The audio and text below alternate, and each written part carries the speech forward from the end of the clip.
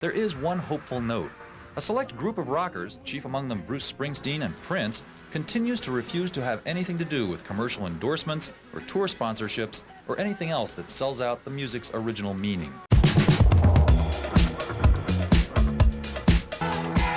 1988, the year rock music was for sale.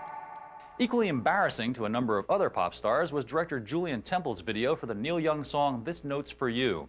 Young and Temple took several well-known performers to task for their corporate endorsements, and after a major controversy, The Week in Rock gave their video its first MTV airing on July 9th, and took the opportunity to ventilate the whole rock commercialism issue as well.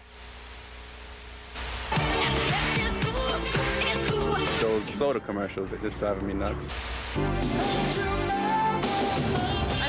But the way that they take a song that I'm very familiar with, like from the 60s, and then they'll change it around and put their own motto in it. I hate that. Yes, this was the year that rock and roll went up for sale to the highest bidder in a really big way. Coke and Pepsi, with combined annual ad budgets of some $300 million, flooded the airwaves with spots by Michael Jackson, Robert Plant, and Whitney Houston. Michelob signed up Eric Clapton and Steve Winwood, and other rockers were apparently eager to follow their lead. Probably 95% of the artists out there today would consider some type of corporate affiliation, whether a tour sponsorship or an endorsement, depending on the product and the money involved. And how effective are these rockers for hire in spreading the corporate spiel? Michael and his brothers helped drive Pepsi awareness to all-time highs, propelled sales to record levels, and provided a burst of momentum that we're still running on 4 years later. Thank you very much. I'm very honored, very thankful. I love you all. Along with an understandable sense of gratitude to their corporate employers, some musicians also found themselves on the defensive fan-wise. Steve Winwood, for instance, contended that licensing his music to Michelob was just another way of getting it heard. If they want to then use that to entice people to, you know, to have a beer, I mean, that doesn't really offend me too much, because I've been known to have a beer. Ain't singing for Pepsi. That explanation didn't quite cut it for Neil Young, though. Young's controversial video for his song, This Note's for You, took direct aim at corporate rent-a-rockers and the companies that employed them. They own the night, right? Yeah. So what the hell are they doing with it? Why don't they take a look around and see what's happening? What about the Michelob Home for the Homeless?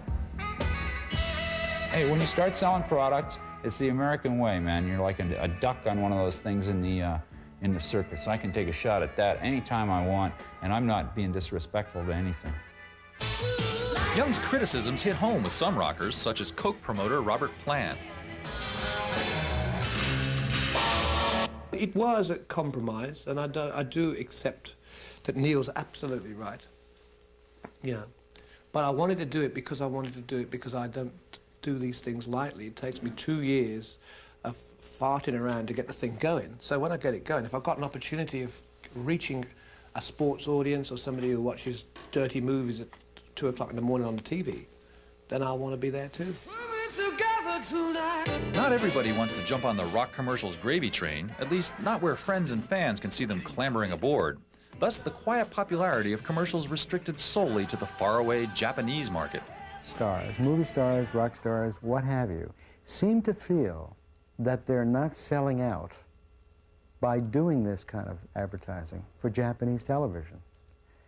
And I think it's because their friends and their family and themselves don't have to look at it. As 1988 draws to a close and George Michael prepares to join the ranks of hired corporate pop stars, there is one hopeful note. A select group of rockers, chief among them Bruce Springsteen and Prince, continues to refuse to have anything to do with commercial endorsements or tour sponsorships or anything else that sells out the music's original meaning. And it sends a very, very bad, damaging message to young people. We're owned, we're controlled by somebody. That's not what it's all about. That's not why we're here. Just when they thought I was out, they pull me back in.